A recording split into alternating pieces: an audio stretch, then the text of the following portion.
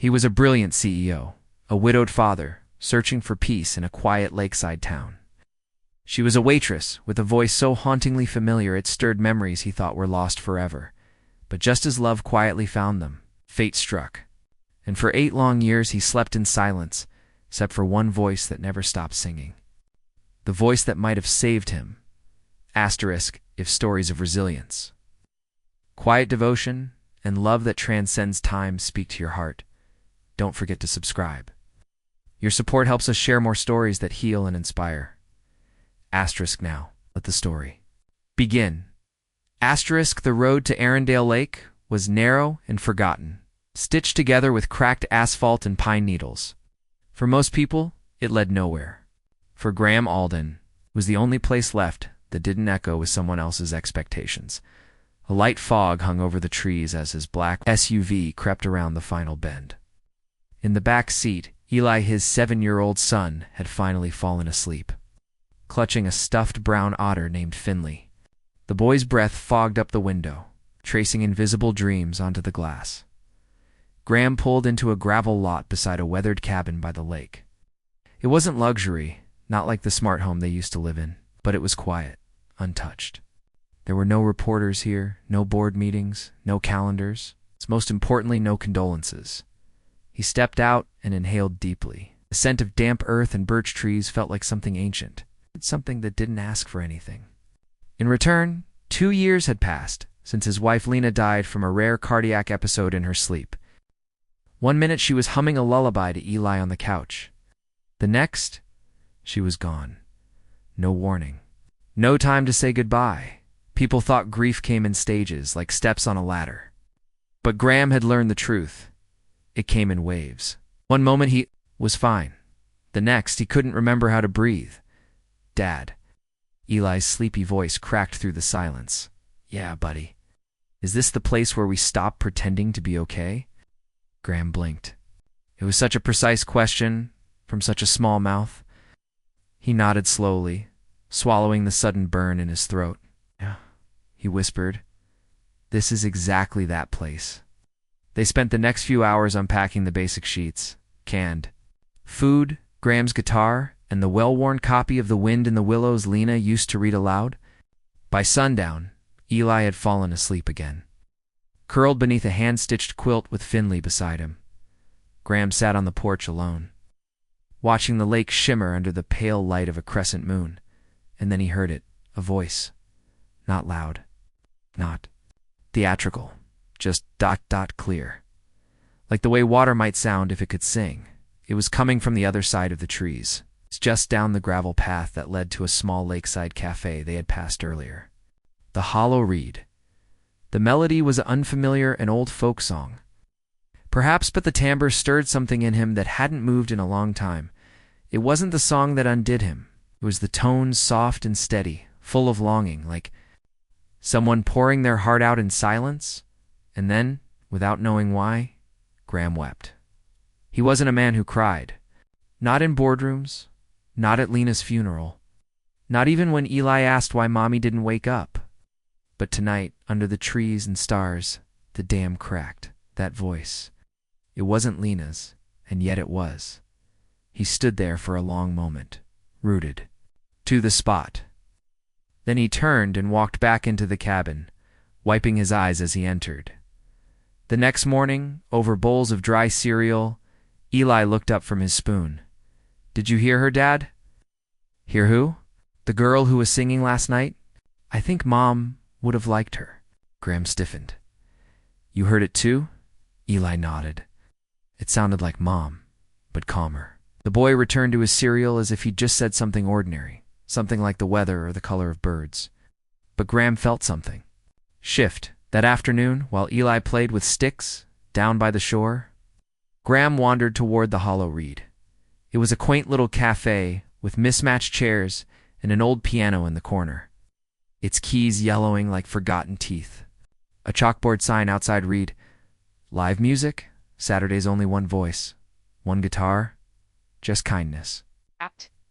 He walked in and ordered coffee, glancing around. The waitress behind the counter was young, maybe late 20s, chestnut hair and a low braid, simple sweater. calmness about her, like someone who didn't need to fill the air with words. He didn't speak to her. He just watched from the far corner. She moved quietly, wiping tables, arranging flowers, smiling at old regulars. When she sang the night before, he realized she wasn't performing. She was simply being. Her name tag read, Ivy. He didn't return the next day. But the following Saturday, he came back. Same corner, same coffee. This time, Ivy noticed him. Her eyes lingered a second longer. Still no words. On his third visit, he left something behind. A book. Leaves of Grass by Walt Whitman. Sighed. Tucked it. Between the pages was a note scribbled on linen paper. Thank you for the silence inside your voice. He didn't sign his last name. Didn't need to. Ivy Callahan didn't set out to be heard. She sang for herself, for the people who never asked, and for the ghosts that still visited when the lights dimmed. Every Saturday evening, she took the same stool near the cafe's front window, tuned, her guitar by ear, and let old songs do what words rarely could: soften the sharp edges of the world. She never called it a performance. That word felt too loud. Her playlist was always handwritten, folded into a leather-bound journal she carried everywhere. It was filled with melodies her mother had hummed while folding laundry, with verses her grandmother taught her beside the fireplace, and with songs she discovered while working at the used bookstore 2 blocks away from the Hollow Reed. The bookstore was where Ivy spent most of her mornings, sorting through dusty hardcovers and writing quotes on sticky notes. For the regulars, she wasn't good with crowds, but she was excellent with solitude. She knew the favorite books of half the town and remembered the coffee orders of the other half. Kindness, she believed, was best delivered in quiet doses. That Saturday, she arrived early to the cafe for her evening set. Her eyes flicked toward the corner booth, empty. She exhaled. Unsure why she'd even checked, but he'd been coming, week after week. The man in the wool coat with eyes like thunderclouds. He never spoke, never asked for a song. He just sat and listened, sometimes with his fingers laced tightly like he was trying to hold something inside from spilling. Ivy noticed things. The way he cradled his mug with both hands, like it might steady something inside him, a subtle wince when she sang certain notes. And the boy who had come with him once, dragging a worn stuffed otter, and a silence that seemed to stretch beyond his age, when she found the book on her table, last week a vintage copy of Leaves of Grass. She assumed it had been misplaced. But then she opened it, and the note fell out. Thank you for the silence inside your voice, Gisht. Read it 3 times. Then, without understanding why, she slipped it into her journal. Tonight she tuned the guitar slowly. The cafe was quiet, just a few locals sipping herbal tea and flipping newspapers. No Guy, no boy. Only the faint scent of cinnamon rolls and lake air leaking through the cracked windows. She strummed the first few chords of Wild Mountain Time, and the chatter dropped to a hush. Ivy's voice wove through the space like the first breeze before a storm, gentle. It's almost shy, but carrying something deeper. Halfway through the second song, the bell above the door jingled. She didn't look up, but she felt it, the sudden change in the room's rhythm. Her fingers faltered just slightly before she continued, her eyes fixed on the strings. She knew who it was. Graham Alden walked in, slower than usual, and made his way to the same booth in the corner. But this time, he looked different. Not in appearance, he still wore the navy coat and carried that weight in his shoulders, but something in his face had softened. When she finished the final song, a round of quiet claps filled the cafe. Ivy gave a small smile, nodded, and began to pack her guitar. She zipped the case. She heard footsteps approach. She looked up. He was standing there, hesitant. Not awkward, just ... deliberate. I didn't want to interrupt, Graham said, voice low, but ... thank you. Ivy studied him for a second, then nodded. You're welcome. He seemed unsure whether to sit or step back, so she offered, I have 15 minutes before I go back to the bookstore. If you'd like to talk, I'd like that, he replied quickly. Then, after a pause, I'm Graham. Ivy, they shook hands. His grip was firm but careful, like he wasn't used to softness. They sat across from each other. For a moment, neither spoke. Then Graham pulled something from his coat pocket. "The note," he said. "I hope it wasn't strange." She smiled. It was honest. Graham let out a breath, almost like a laugh. That's rare these days. There was something quietly magnetic in the way they spoke. Not flirtation, not confession. Just two people letting words out slowly, like sunlight through curtains. They talked about music first, how Ivy preferred folk to jazz, how she'd never sung in a city, how Graham had once played guitar in college, but hadn't touched it since. Lena passed. The name slipped out, unplanned. He froze for a second, unsure if he'd said too much. Ivy didn't ask. She only nodded gently. She must have had a beautiful name. Graham stared at her. She did. That's how it began, these Saturday conversations, sandwiched between songs and silences. He would stay longer each week, sometimes with Eli, sometimes without. And each time he left, Ivy would find herself watching the empty booth a little longer. They weren't falling in love, not yet. But they were remembering what it felt like to feel something again. And somewhere, in the quiet, between them, something was growing. Something small. Something true. The autumn sun slipped behind the pines early in Arendelle. By 5:30, the hollow reed was bathed in the amber glow of lanterns strung across the porch, and the scent of roasted chestnuts mingled with the lake air. Saturdays, once quiet and forgettable, had become a kind of sanctuary for Ivy, and increasingly for Graham. That evening, he arrived just before her set. He brought Eli. The boy clung to a book under one arm, his other hand wrapped tightly around his father's. His sneakers barely made a sound on the wooden floor. Ivy saw them enter, but said nothing. Her voice was reserved for later. As she tuned her guitar, Eli wandered toward the bookshelf in the corner. Graham approached the counter. "I think," he said with a shy smile, "we're becoming regulars." Ivy glanced up. I was beginning to think the same. They shared a pause, not awkward, but thoughtful. Graham nodded toward Eli. He's been asking questions about music. About voices that make you feel safe. Ivy's expression softened. That's a good kind of question. That night, her setlist was different. She started with Scarborough Fair, then drifted into an old Appalachian lullaby her grandmother used to sing. Halfway through the second song, she caught Graham's gaze across the room. Eli had curled up on the bench beside him, head resting. On his father's side, eyes fluttering shut. When Ivy finished, Graham stood and approached the makeshift stage. He didn't say anything at first, just looked down at her, quiet and searching. "You have a way," he said finally, of turning silence into a kind of prayer. Ivy closed her guitar case slowly. "I grew up learning how to speak to people." Who couldn't answer? Graham tilted his head. "My mother had ALS," she explained.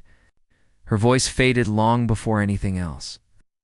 "I started singing to her before I knew what the words meant. It was the only way I knew how to keep her company." He sat on the edge of the little platform, elbows on his knees. "And you did that, ... For how long? 3 years? Until the end?" She said it like a memory polished smooth by time. "I'm sorry," Graham said. Ivy gave a small smile. "I'm not. It taught me how to love without waiting for applause." Graham looked down. At his hands, it's a rare kind of love. Silence settled between them, not empty, but full. "I used to play guitar too," Graham said. "Years ago, haven't touched it since. Well, since Lena." He rarely spoke her name aloud. It felt strange, and strangely okay. Here, Ivy stood. Up, crossed to the shelf behind the counter, and returned with a dusty acoustic. "It's old," she said, and missing a string, "but it still remembers the notes." Graham hesitated, then reached for it. His fingers were stiff at first, but the chords came back slowly, like footprints reappearing on a foggy trail. He strummed a few soft progressions. Ivy watched, then, almost without thinking, began to hum along. And in that small, quiet cafe, lit by nothing more than fairy lights and the sigh of lake winds, a melody was born. He played, she sang. The harmony wasn't perfect, but it was honest. Eli stirred, barely awake, eyes opening to see his father playing, Ivy singing, and the world looking like something out of the storybooks he used to believe in. After the final note faded, Graham looked at her. "Thank you for what?" she asked, folding her arms. "For making me feel like the song isn't over." She didn't respond with words, just nodded once slowly. Outside, a breeze stirred the wind chimes. Above the door, Ivy watched him leave, Eli sleepily tugging his hand. The doorbell softly jingling as they disappeared into the night. She stood there a long time, alone with the guitar in her lap, her fingers brushing the strings. And for the first time in years, she felt something stir beneath the layers she'd kept buried, something like hope. There are moments in life so fragile, so precisely timed, that missing them by a breath can change everything, for Graham Alden. That moment was supposed to be the following Saturday at sunset, in the lakefront, where the pine trees curved around. The water like open arms where Ivy always sang her final song. He had rehearsed the plan 100 times in his mind. Eli would distract her with a silly drawing. The guitar would rest against a bench like an invitation, and Graham quiet, trembling in ways he hadn't felt in years, would kneel with a ring he'd chosen weeks before. But fate, as always, had its own rhythm. The day before the proposal, Graham had to return to the city for a board meeting he couldn't postpone. It was the first time he'd driven alone since leaving the corporate world behind, and everything about the freeway felt harsh metal, glass, deadlines. His name still echoed in the industry halls, but it felt distant now. It's like a version of himself that wore suits without. Breathing and smiled for investors instead of people he loved. He finished the meeting early and stopped by Langston and Gold, an old jeweler tucked between an art gallery and a piano showroom. The store had polished wood floors and smelled faintly of cedar and velvet. An older man brought out the ring, white gold band inlaid with a slender loop of weathered lakewood, and the inscription inside for the voice that stayed. Graham turned the ring in his hand. It was small, simple, honest, like Ivy. Back in the car, he slipped the velvet box into the glove compartment, for safekeeping. As the sun began to dip behind the hills, he took the winding highway toward Arendelle. The road narrowed after mile marker 41, the trees creeping closer, the air turning sharp and still. He turned up the radio and hummed along to a familiar folk tune, his fingers tapping gently on the steering wheel. Then it happened. A delivery truck veered from the opposite direction. Ires screeched. The truck fishtailed. Graham swerved hard. To avoid it, the shoulder vanished, and the car skidded and flipped. The sound was like thunder inside a tin can when rescuers arrived 20 minutes later. They found the car sideways in a ditch, passenger side crushed. The glove box had burst open from the impact, and among the scattered papers and a leather-bound planner, one object lay undisturbed on the ground, a velvet ring box, damp with dew. Graham was unconscious. Pulse weak, breathing shallow. On him, except for a medical chip embedded beneath. The skin of his wrist standard for high-profile patients in his company's healthcare program. That chip was what saved him. Within hours, his identity was confirmed, and he was airlifted to a private facility in the city. That night, Ivy sat on the back porch of the hollow reed, the lake mirror still, the guitar resting by her knee. He didn't show up. She waited through the sunset, watching the oranges give way to a sorrowful blue, till the last customer left, and even the wind grew tired. By midnight, she told herself maybe something urgent had come up. Maybe Eli wasn't feeling well. Maybe it was nothing. The next day, nothing. And the next, still nothing. No text, no call, no footprints. Back at the cafe on the fourth day, she walked the path to the lake again, guitar in hand, just in case. But there was no Graham, no Eli, just 2 empty chairs, one slightly tilted as though someone had risen too fast. When a week passed, Ivy called the only number Graham had scribbled once on a napkin and left on her counter, his assistant's office. The line was disconnected. By the second week, Ivy began walking into the bookstore without smiling. By the third, she couldn't sing without her voice catching mid-verse, and then, by the fourth week, she stopped playing guitar at all. It was as if he had been an echo. Summer wind that rustled the leaves and left no trace, she told herself. Not to grieve. He wasn't hers to grieve. Still, in her quietest hours, she whispered the song they'd played together, lark ascending as if maybe. Somehow he would hear it wherever he was. No one came to explain. No one told her anything. And because Graham had never spoken of her to his family, there was no trail leading back to her. But one morning, one cold, clear morning, as she stacked books in the shop, a nurse from the hospital came in, looking in. For a part-time evening caregiver, they need someone gentle, the nurse had said. Someone who knows how to sit with silence. Ivy didn't ask which patient, she just nodded. And the next week, she took the night shift at St. Michael's Medical Center. Using her middle name, Elizabeth Callahan, the ID badge, she walked the halls without drawing attention, wore her hair up, kept her voice to herself, until she found room for 2 to 2, until she saw him, unmoving, unknowing, but unmistakably him. And that night, she took his hand gently and whispered, "I'm here." Then she did the only thing she ever knew how to do when love had no words left. She sang. Room 422 was always dim, even in daylight.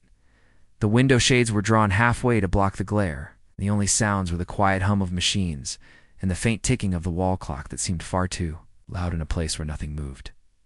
Graham. Alden lay unmoving, encased in a quiet that unsettled the nurses at first, until they got used to calling it routine. The official diagnosis came 3 days after his admittance. Persistent vegetative state. No response to pain. No motor control. EEG showed minimal brain activity, barely enough to call it a flicker. The neurologist who oversaw the case described it clinically. The lights are on, but no one's home. He may breathe, but that's where the miracles stop. They transferred him to a long-term private care suite reserved for wealthy clients, the kind whose families could afford to wait out time. Even if time had already made its decision, his family visited the first month with fervor. Beatrice, Alden, his mother, held prayer beads even though she hadn't believed in God for 20 years. His sister-in-law Julia spoke in hushed tones to doctors, pressing for progress updates like someone ordering a delayed package. Eli, his son, was too young to understand but old enough to feel something had fractured. He cried until he stopped. Then he just asked questions no one could answer. Then came the boarding school suggestion, a place with horses and counselors, they told Eli. A place far away from ICU rooms and whispered pity. He left 2 months. After his father arrived at St. Michael's, after that, visits dwindled. First weekly, then monthly. Eventually only on birthdays or holidays when obligation outweighed despair. Graham became the patient in 422, until Ivy arrived. She said nothing the first week except what the charts required. Temperature, pulse, blood pressure. She wrote notes in neat cursive and signed them, E. Callahan. To the staff, she was just another night shift caregiver. Quiet, competent, invisible. But when the door closed and the world outside faded, Ivy transformed the room. She arranged the curtain to allow in just enough moonlight to soften his face. She brought a small speaker and played gentle classical music during her shifts. Debussy, Chopin, and every now and then, the softest strains of Appalachian folk ballads. She read aloud from the books she remembered he loved, Steinbeck, Rumi, Mary Oliver. And when the halls went still past midnight, she would sit beside him and hum, sometimes, lullabies, old hymns, or the song that started it. All lark ascending, the other nurses noticed. Does he even know you're doing that? A young nurse named Tamara asked one night. Leaning on the doorframe, Ivy didn't look up from tucking the sheets. Maybe not with his mind, she said, but maybe something deeper still does. The neurologist didn't agree. To them, the brain was a machine if the lights on the EEG didn't blink the right way. Nothing else mattered. They charted his stats, adjusted his meds, quietly updated the label on his folder. Long-term coma care, do not stimulate. But Ivy never stopped. She refused to let him drift away into a place where no one sang. If there was one thing her mother had taught her back when she lay silent in a hospital bed for 3 years before her final breath, it was this. People don't stop hearing just because they stop answering. So Ivy kept answering for him. Night after night, she wiped his brow and whispered about books she was reading, about Eli, the boy she'd only known for a few afternoons, but never forgot, about the Hollow Reed Cafe, where the new owner didn't let anyone sing anymore, about the ring she never found but somehow knew existed. She told him about the lake, the wind, the sound of leaves in late October. She told him what it felt like to miss someone who'd never promised they would stay. And always, always, she sang. Once, a nurse passing the door caught her mid-verse and paused. Later that night, she asked Ivy over coffee in the break room, "Why do you keep singing to a man who can't hear you?" Ivy stirred her tea slowly, then smiled. "Because I still hear him." That answer made its quiet way through the staff, and no one asked again. Time passed like fog. 8 months, then 2 years. Then 5. Seasons changed. Nurses retired, hospital wings remodeled, but room 422 remained the same. So did Ivy's shift. So did her song. And then sometime around year 8 something shifted. It was barely perceptible. A switch of Graham's hand during a folk ballad. A flutter beneath his eyelid when she read a line from East of Eden, a sigh. Barely audible, it was enough for Ivy to hold her breath, but not enough for the doctors to change their charts. Still, she kept the same routine, the same care, same love, poured into every word, every note, every silence. She had become the voice that stayed, and somewhere in the unreachable part of Graham Alden's mind, something began to stir. The night shift belonged to Ivy now, not by title or assignment, but by the way the halls quieted when she stepped through them, as if the walls remembered her voice. It had been 8 years. 8 years since Graham Alden's world ended in a single heartbeat. 8 years since Ivy had traded the light of the Hollow Red Cafe for the pale fluorescence of room 422. 8 years since she'd chosen, quietly and without anyone's permission, to stay with a man who didn't even know her name. But even after all that time, she hadn't missed a single night. Each evening, she slipped through the hospital's rear staff entrance 10 minutes before her shift began. Her hair tucked under a simple wool cap, her shoes worn soft from pacing, she clocked in without fanfare, waved to the few nurses who still remembered when she'd first arrived, and headed straight to her station. Room 422 was always first. She would pull the curtain slightly, turn down the overhead lights to the golden glow Graham seemed to rest best under, and whisper a soft greeting, as if he might answer. "Hey, stranger," she'd murmur. "I brought your favorite again." Sometimes it was poetry. Sometimes it was an old essay he used to read. Sometimes it was silence, which he seemed to need most on the nights she couldn't find the words herself. And always, there was music.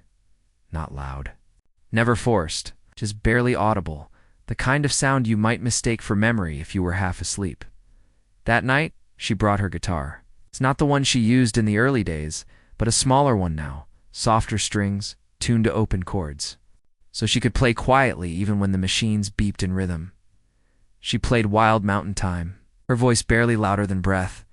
The melody tracing the corners of the sterile room like candlelight. Graham didn't move.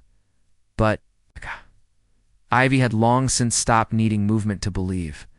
She remembered something her mother once told her during those long had sung beside her hospital bed. "You don't sing to be heard, Ivy. You sing to keep your heart from turning to stone." A slow, steady tether to the world, one note at a time. On that particular night, as she played the final verse, she noticed something different. It was slight the way Graham's fingers twitched, not as a reflex, but as though remembering a chord. She froze. The machines beeped. Their usual patterns. The oxygen hissed with its soft whisper. But Graham's hand. It twitched again, this time as if reaching. Ivy stood, stepping closer, her own hand trembling now as she placed her fingers lightly over his. "Graham?" She whispered no reply. Of course, she closed her eyes, breathing through the ache of false hope. But before she could pull away, she felt the smallest pressure, barely there. like the memory of touch. Her chest tightened. She pressed the nurse's button, heart thudding. A wave of fear and hope rose inside her all at once. A minute later, Tamara appeared. "What's going on?" she asked, seeing Ivy by the bed. "He moved," Ivy said, eyes shining. "His hand, twice." Tamara glanced at the monitor. Still no purposeful brain activity. "Ivy," she said gently, "maybe it was just a spasm." But Ivy shook her head. "No, he heard me. I know he did." Tamara exhaled. "You know, they'll say that's impossible." "I don't care what they say," Tamara looked at her for a long moment. Then she nodded. "Then I believe you."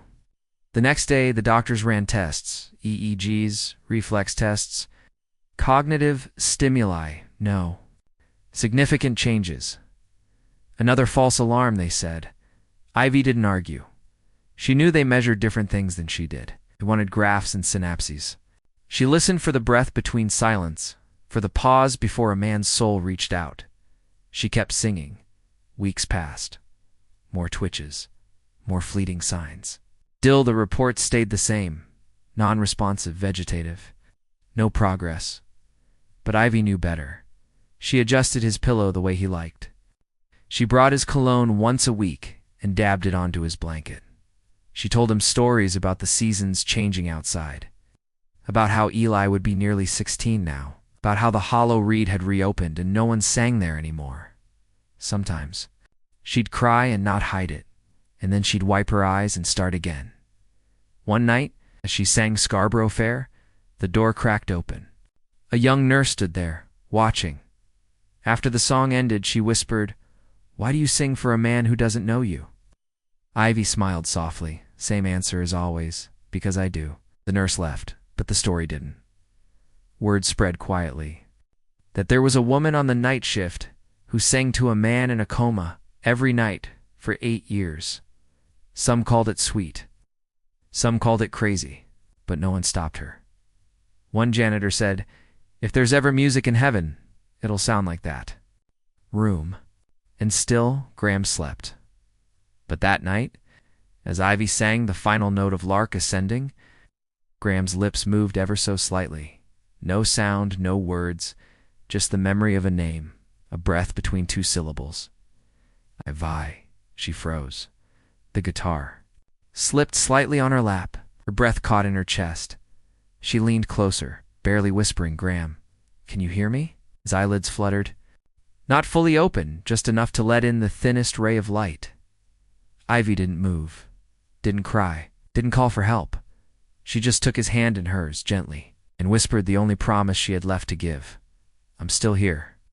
The hospital room looked the same as it always had. Sterile walls, rhythmic beeping, sunlight breaking timidly through half-lowered blinds. Yet everything had changed.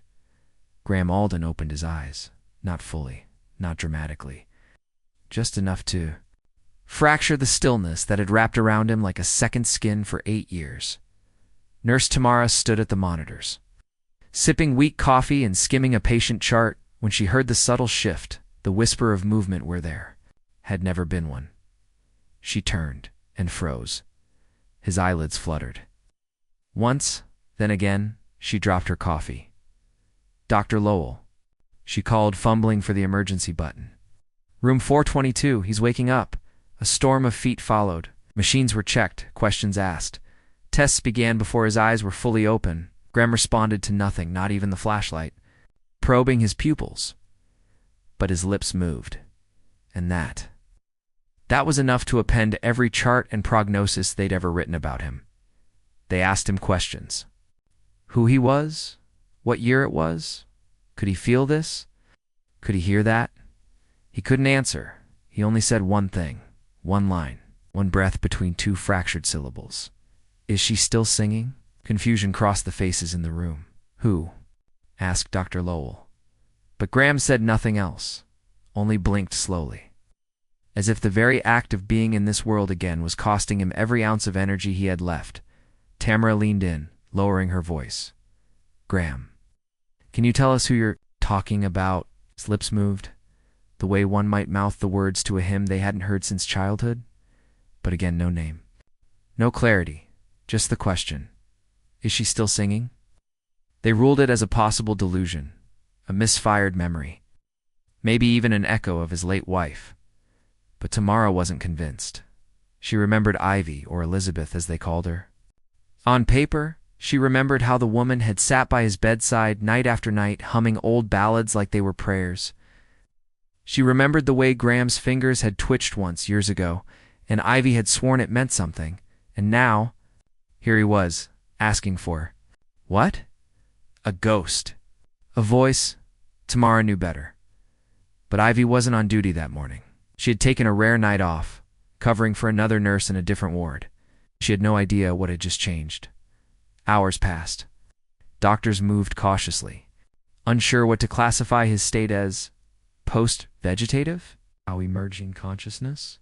A miracle? But Graham didn't care about labels. He kept asking, voice weak but stubborn, eyes staring past everyone who entered. Is she still singing?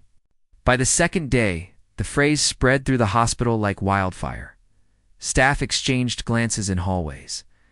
Visitors asked nurses what it meant. Rumors brewed. One orderly whispered, "It's the ghost he was in love with," nurse replied. "No, it's the girl who used to sing to him, the quiet one." By evening, even Dr. Lowell found himself staring at Graham longer than necessary, as if trying to pull the truth from the man's weary, flickering eyes. Tamara finally had enough. She pulled the file. Ivy Callahan. Real name, address, employment history, and a note she herself had scribbled once. Years ago, sings to patient each night, calms neural spikes, non-medical but consistent. Tamara didn't ask permission. She didn't need to. She called Ivy's. Floor. She needs to come now, Tamara said. He's awake. He's not asking for anyone but her. At that very moment, Ivy was standing beside a patient in geriatric care, changing linens and humming softly. She hadn't heard the news. She hadn't let herself hope. But when the call came, her heart stopped in her chest. She didn't speak, just walked, quickly, silently. Her footsteps felt foreign, like she was being summoned to a dream she'd once let go of. The elevator ride was the longest of her life. When the doors opened, room 422 was quiet again. The commotion had passed. Most staff had cleared, save for Tamara, who waited by the door. Arms crossed. Ivy hesitated. Tamara only nodded. "He's been waiting for your voice," she said. Ivy stepped inside. The moment Graham saw her, he didn't gasp or cry. He didn't say her name. He just ... exhaled, like his lungs had finally remembered how to breathe. His eyes locked on hers, soft and dark, carrying the weight of 2,000 sunsets she had sung him through. She took one step forward, then another. Her hands shook. He lifted his, barely reaching toward her, not to pull her close, but to find her wrist. The one she used to press cold cloths to his forehead with, his fingers touched it gently like a piano player remembering a single forgotten note. His lips moved, the ... voice. That stayed. Ivy crumpled to her knees. Tears came, not like a flood, but like morning dew, quietly, insistently. Beautifully. She didn't try to speak. She only did what she'd always done. She sang, and for the first time in 8 years, Graham Alden smiled. The human brain doesn't recover like a flipped light switch. It's more like a dusty attic with broken stairs and faded boxes. Memory returns in echoes, not declarations. And for Graham Alden, the echoes began with music. He didn't remember his name on command. He didn't know what month it was, or who the president might be, but he could hum faintly. Brokenly, fragments of old folk songs, classical guitar pieces, even lullabies. Nurses would hear the soft strains as they passed by his room, mistaking them at first for background music. But it was him. It started with a simple 4-note run, the ascending climb of lark ascending, though he couldn't have named. It then came the chords of a Dylan ballad, a snatch of Appalachian hymn, and once in the middle of the night, a full verse of Scarborough Fair. His voice cracked on the last note, but he smiled as if something sacred had just been found. Ivy was there for all of it. She didn't push. She never asked, "Do you remember me?" or "Do you know where you are?" Instead, she read aloud the same book she had for years, She brought in a battered guitar, the one they'd once shared under a golden sky, and placed it in his hands even though he couldn't yet lift them. She spoke gently, like someone encouraging spring to bloom in winter. "Do you remember the hollow-bodied Martin you used to play?" He blinked slowly. "Do you remember the Hollow Reed Cafe?" The last place the world still felt soft.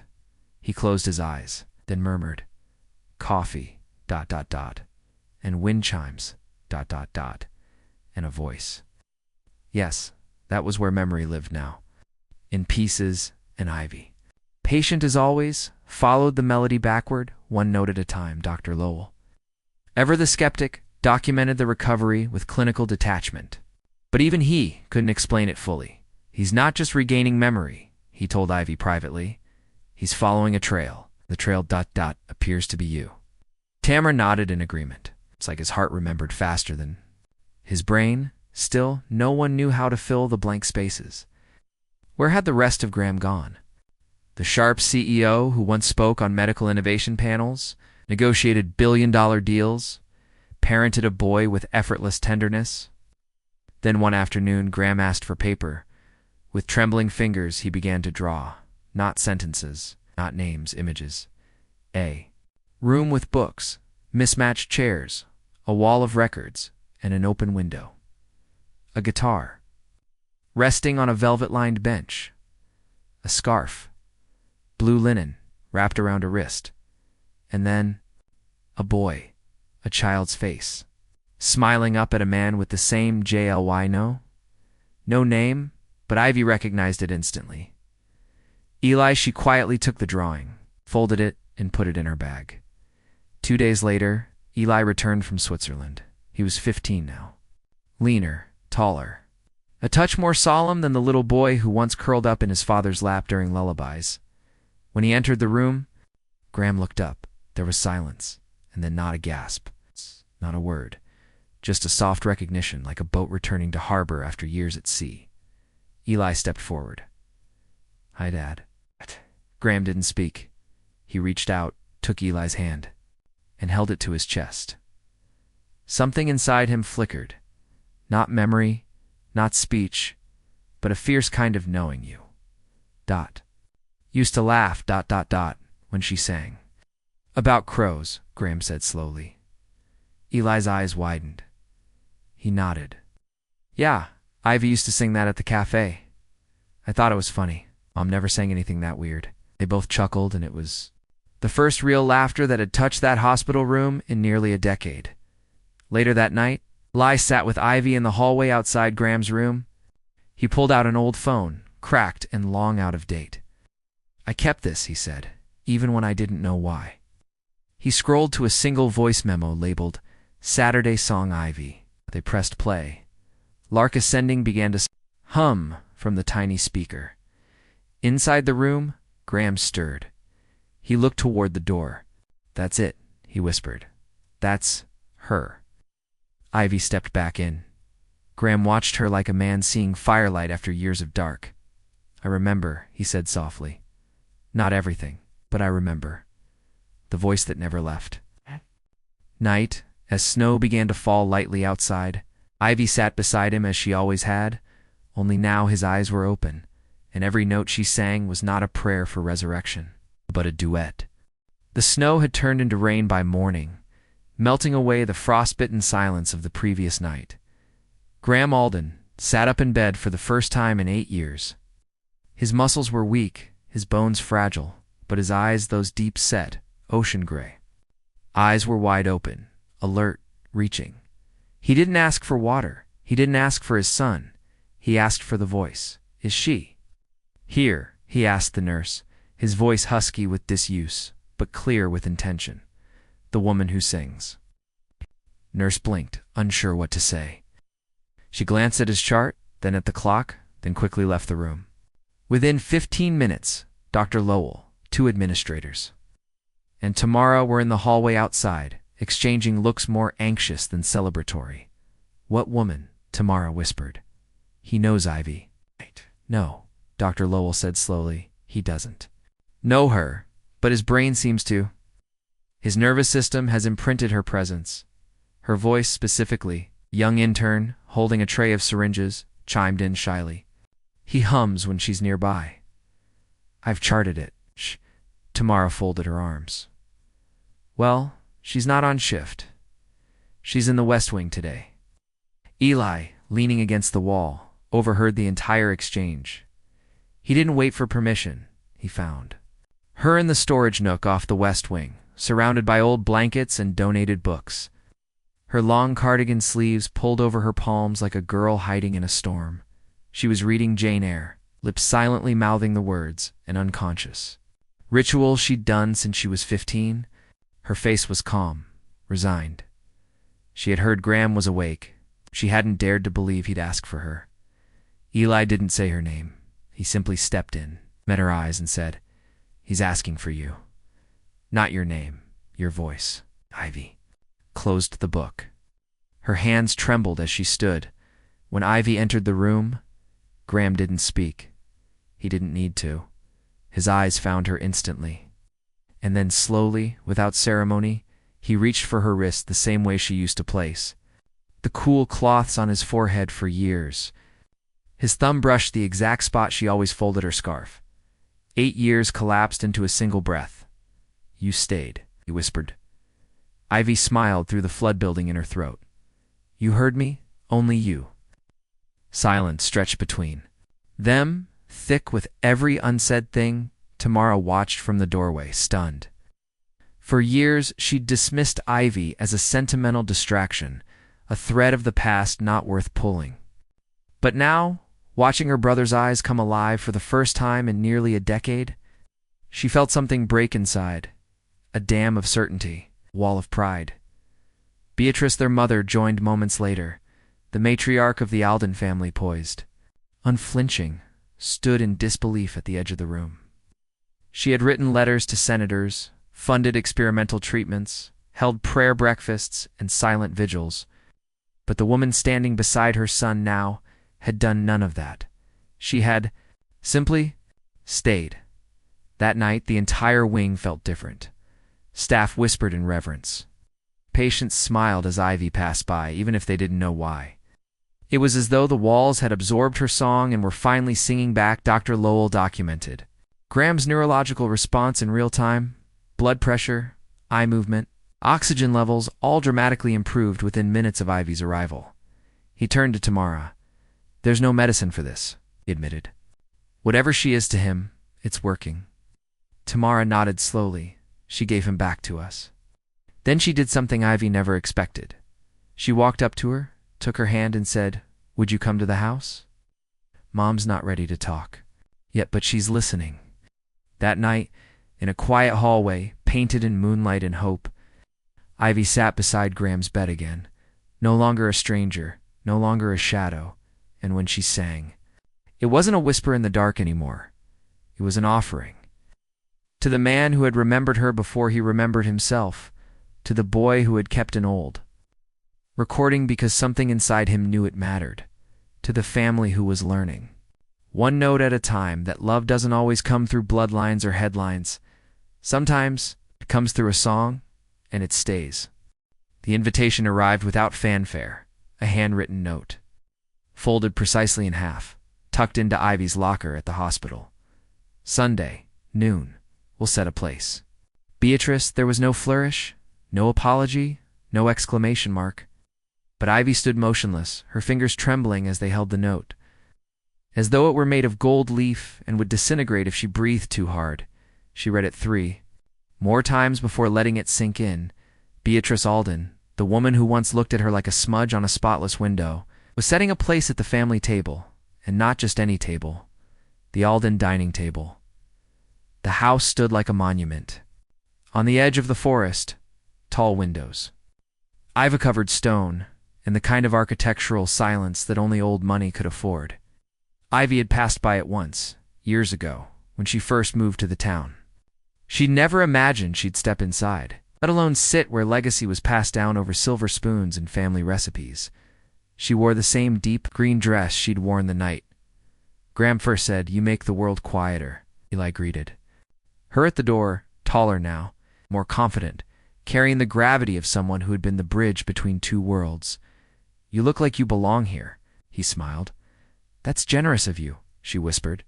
It's not generosity, Eli replied. It's fact. The dining room was flooded with soft winter light, and the table was already set. 6 chairs, each perfectly spaced. Each with a name card written in looping, unmistakably Beatrice script. Ivy's was at Graham's right. Beatrice stood at the end of the room in a pale blue cardigan, her silver hair pulled back, her gaze fixed and unreadable. She gestured toward the chair. I assumed you preferred tea. I made chamomile. Ivy nodded, unable to summon words that felt big enough. The silence between them wasn't tense. It was cautious, like 2 musicians tuning instruments before a duet. As lunch began, conversation tiptoed through safe subjects. Eli's school, the foundation Graham had launched pre-accident, the winter fundraiser. Ivy spoke little, listening carefully, adding only when asked, but her hands were steady. Her presence no longer whispered. It filled the room, midway through the meal. Graham, still recovering but sharper every day, reached across the table and took Ivy's hand. No words, just warmth, and the unmistakable recognition of someone who knew exactly who he was touching. Beatrice set down her fork. Slowly, I suppose I owe you an acknowledgement. Everyone paused. I thought what you did was reckless, she continued. Sentimental. Unnecessary. Ivy didn't flinch. But I've come to understand, Beatrice said, her voice quieter now, that science is only half of healing. The other half, ... is mercy. A beat of silence passed, and mercy, she finished, sometimes sings. No one said anything for a long moment. Then Tamara, ever the realist, once Ivy's fiercest opponent, lifted her glass. To the voice that stayed, they all raised theirs. Even Beatrice later, while Graham napped in the sunroom and the others cleared the table. Beatrice pulled Ivy aside. She held a small device in her hand, a recording pen, old-fashioned, simple. Christmas. Year 5, Beatrice said. You sang Silent Night in the hallway. We didn't know anyone was listening. Ivy blinked. I wasn't supposed to be on shift that night, I know, Beatrice said softly. That's what made it matter. She clicked the device. Room filled with Ivy's voice, faint, reverent, almost unbearably tender. And then, just at the end of the song, a rustle, and Graham's monitor beeped slightly louder. Beatrice's eyes welled. You didn't just keep him alive, she whispered. You gave him back gently. Before Ivy left that afternoon, she passed by the grand piano in the corner of the living room. It had dust on the lid and the bench was slightly off-center. She sat down, fingers brushing the keys like greeting an old friend. She played Lark Ascending, same melody she had sung the day she met Graham, as she reached the chorus. Beatrice walked in and paused in the doorway. You know, she said, my late husband once said music is the only thing that speaks after the soul falls silent. I believe that, Ivy replied, still playing softly. So do I. That night, Ivy returned home and placed Beatrice's note on her windowsill, next to Graham's old book of poetry and a photograph of Eli holding his father's hand. She sat at the edge of her bed and exhaled. It had taken years of silence, of song, of standing in shadows, but now there was a place for her, not because she demanded it, not because she proved her worth, but because love, when sung long enough, into the dark, has a way of making even the coldest hearts remember the warmth they forgot. It had been exactly 1 year since Graham Alden opened his eyes and whispered, Is she still singing? Now the question no longer lingered in hospital corridors or in the silence between heartbeats. It would be answered tonight, not in words, but in melody.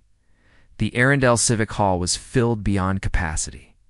People from town, donors from the city, former patients and their families, nurses, doctors, and a few who had quietly sent anonymous checks with notes that read for the woman who sang.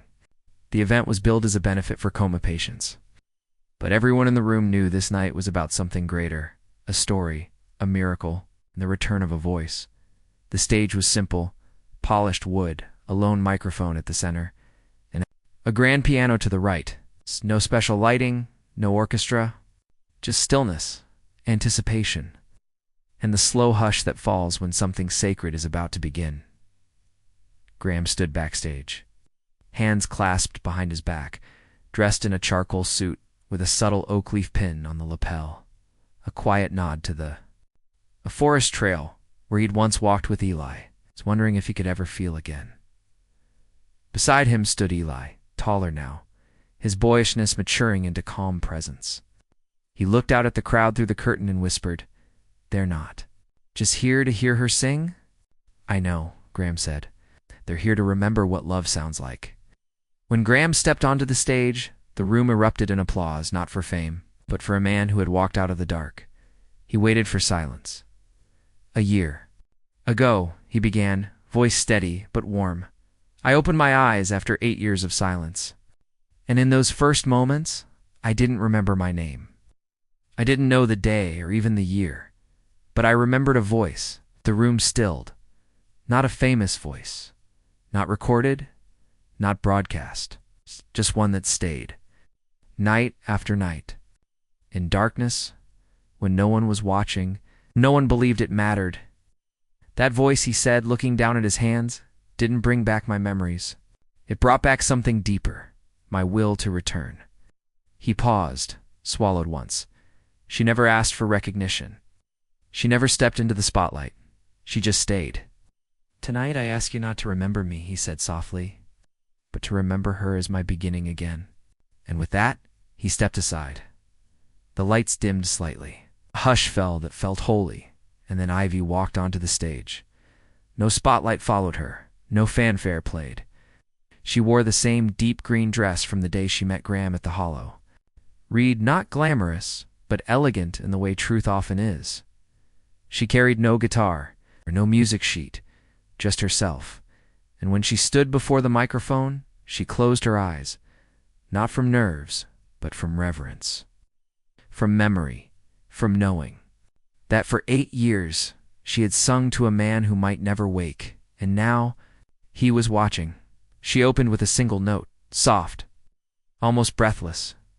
It was Lark Ascending, the same song she had sung the day they met, the same song she whispered while wiping his forehead in hospital rooms full of beeping monitors and sterile silence. But tonight her voice soared not to wake him, not to heal him, not even to be heard. It soared because love, when true, always sings, even when no one is listening. Especially then, by the time she reached the final chorus. Many in the audience had tears silently streaming. Eli held Graham's hand. Beatrice wept openly, and Graham.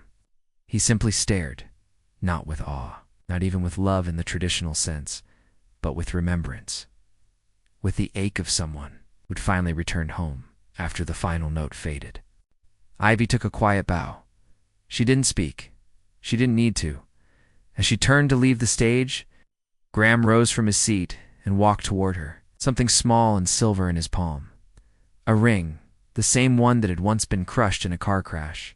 He never remembered, now repaired, the inscription still faintly visible inside. For the voice that stayed didn't kneel. He didn't give a speech. He simply took her hand, slid the ring gently onto her finger, and whispered so only she could hear, "You found me in silence. Let me spend the rest of my life saying thank you in every sound." The audience rose, not in applause, but in reverence. They knew they had witnessed not just a proposal, not just a performance. They had witnessed a resurrection. Not of a man, but of hope. Later that night, in the quiet of their home by the lake, Ivy would sit beside Graham and play a lullaby on the piano. No words, just notes. And when Eli joined them, resting his head on her shoulder, Graham would smile and say, This, ... This is the sound of living. Where are you watching from today? We'd love to know where in the world you're joining us from. Leave a comment and say hello. Your stories and presence mean so much to this growing community. If this story touched your heart, please consider subscribing. Every new subscriber helps keep these soul-stirring tales alive, and we'd be honored to have you with us. Thank you for spending your time with us. May your days be filled with quiet strength, deep love, and unexpected miracles. Until next time. Take care.